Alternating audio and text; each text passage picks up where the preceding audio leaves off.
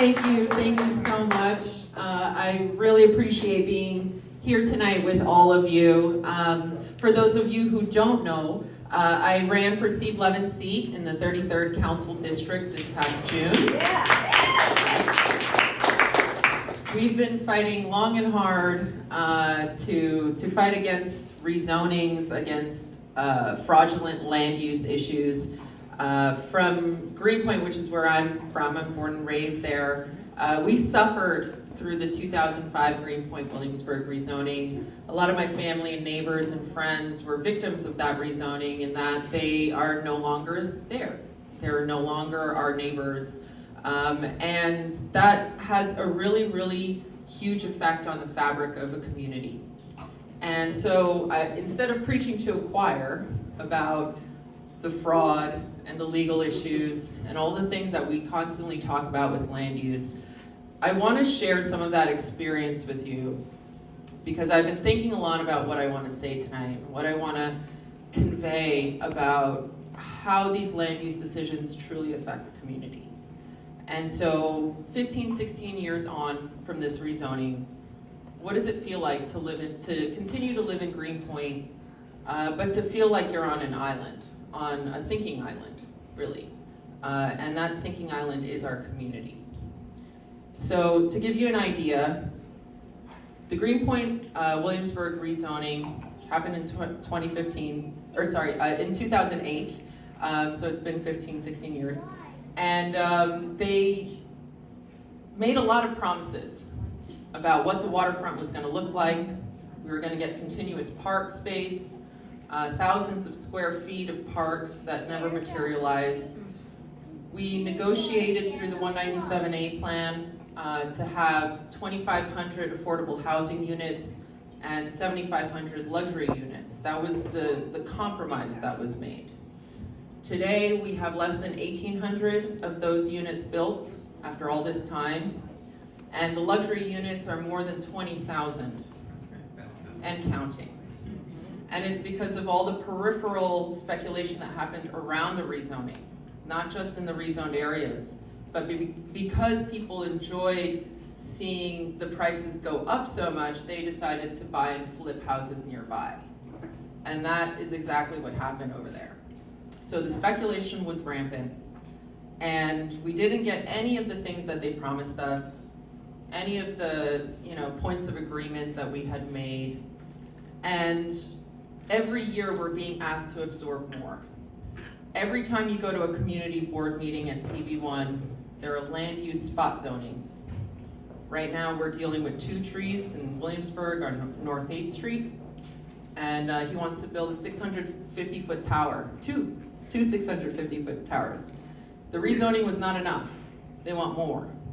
So even if you get a rezoning, you still get spot zonings on top of that.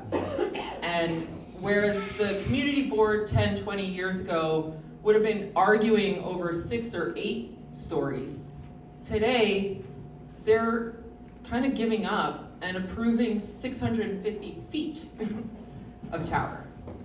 So that's what happened to that community. And in the process, there's also something that happens to the human spirit, to the spirit of community. I had one of my parents' family friends who hadn't been in Greenpoint for about 35 years. He came to visit this past summer from Poland. And he made some comments about what he had seen and the changes that had happened. And he told my mom, Greenpoint got a lot richer, but it also got a lot poorer. And what he meant by that really, really hit home for me, because it does feel like a poorer community. No one likes each other, no one talks to each other, no one engages with their neighbors anymore. It really feels like a cold, frayed community.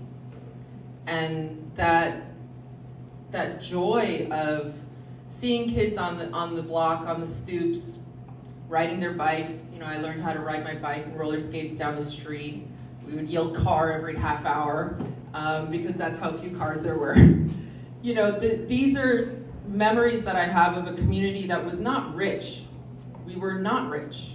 We were working class immigrants, but we had a richness of community. we cared for one another. We took care of one another. And that's what I see Gowanus as. I see you as a community that cares for one another. Look at the people in this room.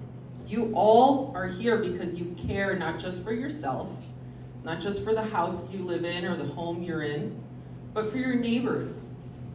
That's a community. That's worth preserving.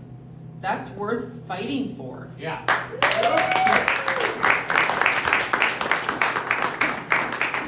And I don't want to depress you too much tonight, but I will say there's always hope when you stick together.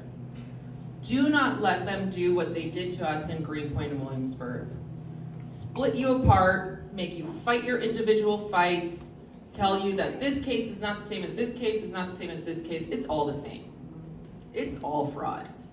And it's all fraud based on the same old story that they keep giving you. They haven't learned any new tricks in 20 years. So my advice to all of you, and what I dearly hope that you absorb from tonight, is please care for one another. If you have ever experienced any joy from community before, keep that. Remember that. And give that to someone else. Reach out to more people, your neighbors, the people you meet at your bodega, the people you meet in the coffee shop. Make those connections, because if you lose them, you will truly be a poorer community for it. So thank you again for having me here tonight. I really appreciate Voice of Gowanus. I appreciate everyone who has organized this fight and this fundraiser here tonight so we can continue fighting together. And I want to express to all of you that this is not over. This is